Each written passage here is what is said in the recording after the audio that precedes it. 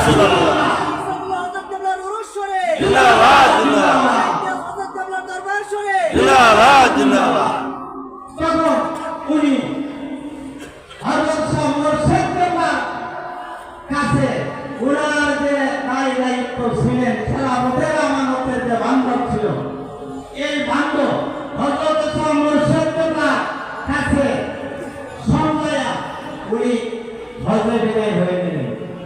হযরত শাহ মুর্শিদ কেবলা রাহমাতুল্লাহ আলাইহি উনি আব্দুল আজিজ আহমদ কেবলাই থাকাকালীন উরুস শরীফের কাজ শুরু করে দিলেন।